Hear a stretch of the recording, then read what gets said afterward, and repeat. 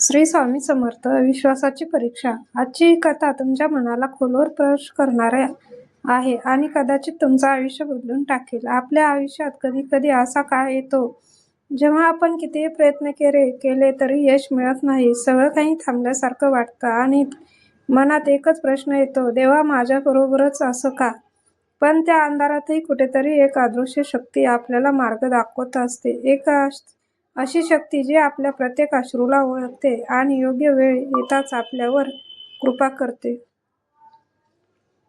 आजची ही कथा आहे एका अशा तरुणाची ज्याच्या आयुष्यात स्वामी समर्थांनी एक छोटासा संकेत देऊन त्यांचं संपूर्ण आयुष्य बदलून टाकलं. शेवटपर्यंत नक्की बघा, कारण शेवटी मिळणारा संदेश तुमच्या आयुष्याला एक नवीन दिशा देऊ शकतो.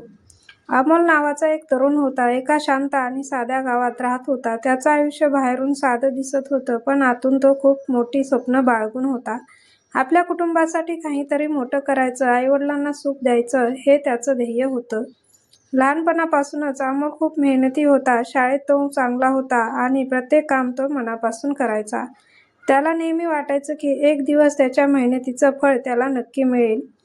पण जसा तो मोठा होत गेला तसं आयुष्य त्याच्यासाठी कठीण होत गेलं. त्याने अनेक ठिकाणी नोकरीसाठी प्रयत्न केले, पण प्रत्येक वेळी काही ना काही कारणाने तो नाकारला जायचा. सुरुवातीला तो पुन्हा उभा राहायचा आणि नव्या जोमाने प्रयत्न करायचा, पण सततच्या अपयशामुळे त्याचा आत्मविश्वास हळूहळू कमी होऊ लागला. त्याला वाटू लागलं की कदाचित तो काहीच करू शकणार नाही. घरातही परिस्थिती खूप चांगली नव्हती. पैशांची तंगी होती आणि आईवडिलांची जबाबदारी त्याच्या खांद्यावर होती. त्यामुळे त्याच्या मनावरचा ताण आणखीन वाढत गेला. अमोलची आई मात्र खूप श्रद्धाळू होती. ती रोज स्वामी समर्थांचं नामस्मरण करायची आणि देवावर पूर्ण विश्वास ठेवायची. तिच्यासाठी स्वामी हेच सर्व काही होते. ती अमोलला नेहमी समजवायची, बाळा, कितीही कठीण वेळ आली तरी श्रद्धा सोडू नकोस. स्वामी योग्य वेळी सगळं ठीक करतात. तिच्या शब्दात खूप प्रेम आणि विश्वास होता. पण अमोलच्या मनात मात्र शंका वाढत चालली होती. त्याला वाटायचं, जर देव खरंच आहे तर माझ्याबरोबरच असं का होतं? त्याचा विश्वास आणि शंका त्यांच्यातच सतत संघर्ष सुरू होता. एक दिवस तो खूप निराश झाला. सगळीकडे प्रयत्न करूनही काहीच साध्य होत नव्हतं. त्याला वाटू लागलं की आता पुढे काय करावं हे समजतच नव्हतं. शेवटी तो थेट स्वामी समर्थांच्या मंदिरात गेला. शांतपणे मूर्तीसमोर बसून त्याने डोळे मिटले आणि मनात सगळं दुःख व्यक्त केलं. स्वामी, मला मार्ग दाखवा, मी खूप थकलोय. अमोल मंदिरात शांतपणे बसलेला असताना त्याच्याजवळ एक वृद्ध माणूस येऊन उभा राहिला. त्याच्या चेहऱ्यावर एक वेगळी शांतता आणि समाधान दिसत होतं. त्यांनी अमोलकडे पाहिलं आणि हलक्या आवाजात विचारलं, काय रे बाळा, इतका का खचला आहेस? अमोलने मनातलं सगळी दुःख त्या वृद्ध माणसाला सांगितलं. त्याच्या आवाजात वेदना होती आणि डोळ्यात अश्रू होते. तो म्हणाला, मी खूप प्रयत्न करतोय, पण मला काहीच यश मिळत नाही. वृद्ध माणूस शांतपणे ऐकत राहिला. थोडा वेळ शांतता पसरली आणि मग ते हसत म्हणाले, तुला एक काम करायचं आहे. रोज इथे ये आणि त्या कोरड्या झाडाला पाणी घाल. अमोलला हे ऐकून आश्चर्य वाटलं. त्याला वाटलं की हे काम त्याच्या समस्येचं उत्तर कसं असू शकतं.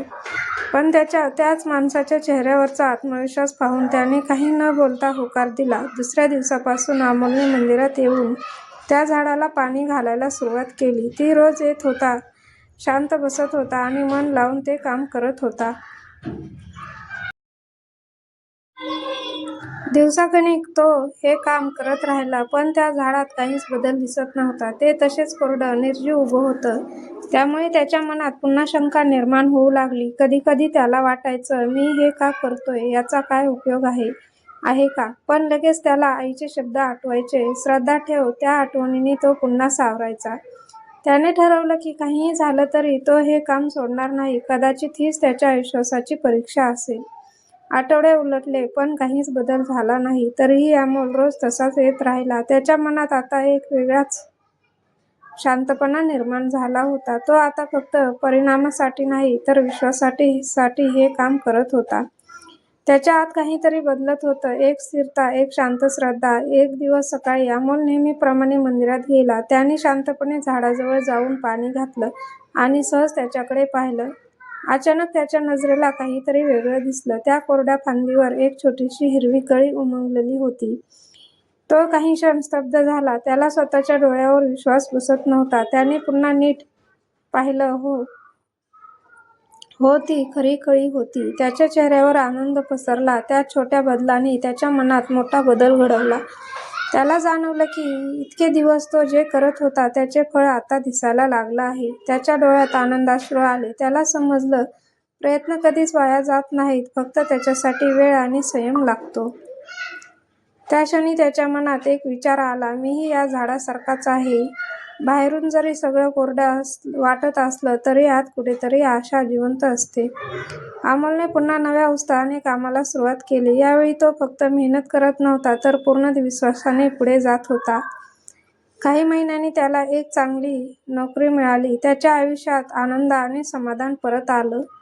घरातही आनंदाचं वातावरण निर्माण झालं. तो पुन्हा मंदिरात गेला आणि त्या वृद्ध माणसाला शोधू लागला, पण कुणालाच त्याच्याबद्दल काही माहिती नव्हती.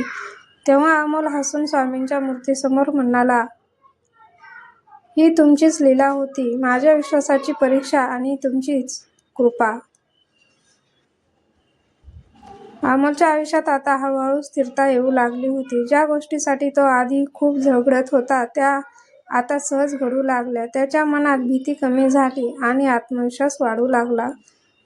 तो आपल्या कामात मन लावून मेहनत करू लागला. त्याच्या प्रामाणिकपणामुळे आणि चिकाटीमुळे त्याला लोकांचा विश्वास मिळू लागला. ऑफिसमध्येही त्याचं कौतुक होऊ लागलं. अमोलला आता समजलं होतं की फक्त यश मिळवणं महत्त्वाचं नाही, तर त्या प्रवासात मिळालेलं शहाणपण अधिक महत्त्वाचं असतं.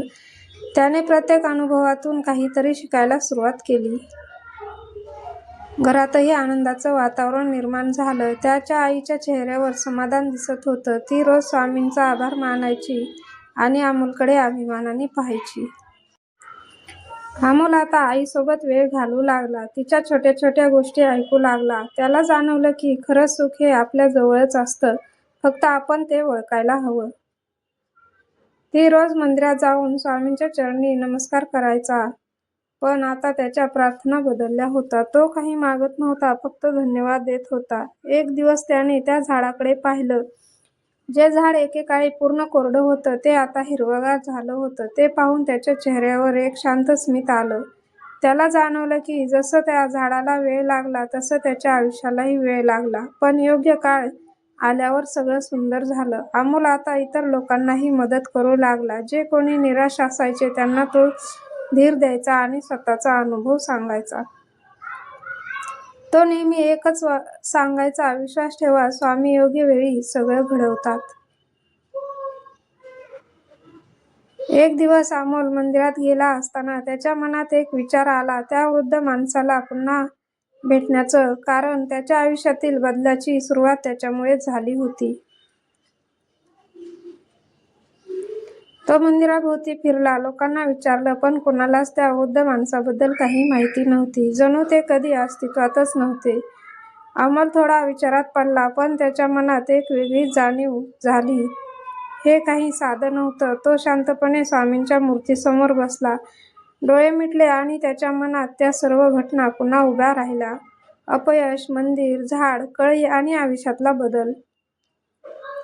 अचानक त्याच्या मनात एकच विचार स्पष्ट झाला. तो वृद्ध माणूस म्हणजे स्वामींचंच रूप होतं. त्याच्या अंगावर शहारे आले, डोळ्यातून अश्रू वाहू लागले, पण ते दुःखाचे नव्हते, ते आनंदाचे होते.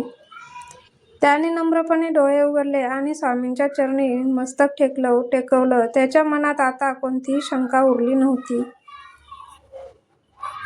त्याला समजलं होतं की स्वामी नेहमी आपल्यासोबत असतात, कधी थेट तर कधी एखाद्या रूपात. ते आपल्याला मार्ग दाखवतात. अमोल मंदिरातून बाहेर पडला तेव्हा त्याच्या चेहऱ्यावर एक वेगळी शांतता होती. त्याचं आयुष्य आता फक्त स्वतःसाठी नव्हतं, तर इतरांसाठीही प्रेरणा बनलं होतं. तो मनात म्हणाला, स्वामी तुमची कृपा कधीच दिसत नाही, पण ते नेहमीच आपल्यासोबत योग्य मार्गावर नेत असतात. कथेचा एकच अर्थ आहे, श्रद्धा आणि संयम कधीच वाया जात नाही. आपण अनेकदा लगेच परिणाम पाहायला घाई करतो, पण स्वामी आपल्या प्रत्येक प्रयत्नांची नोंद ठेवत असतात आणि योग्य वेळी येताच त्याचं फळ देतात. अमोलच्या आयुष्यात जसं बदल घडला तसंच आपल्या आयुष्यातही घडू शकतं. फक्त गरज आहे ती विश्वासाची. जर तुम्हालाही स्वामी समर्थांवर विश्वास असेल तर कमेंटमध्ये नक्की श्री स्वामी समर्थ नक्की लिहा. व्हिडिओ आवडला असेल तर लाईक करा, शेअर करा आणि चॅनेलला सबस्क्राईब करायला विसरू नका. कारण कदाचित तुमच्या एका शेअरमुळे कोणाच्या आयुष्यात आशेचा किरण निर्माण होऊ शकतो. श्री स्वामी समर्थ. जय जय स्वामी समर्थ. श्री स्वामी समर्थ. जय जय स्वामी समर्थ. श्री स्वामी समर्थ. जय जय स्वामी समर्थ. श्री स्वामी समर्थ. जय जय स्वामी समर्थ. श्री स्वामी समर्थ. जय जय स्वामी समर्थ. श्री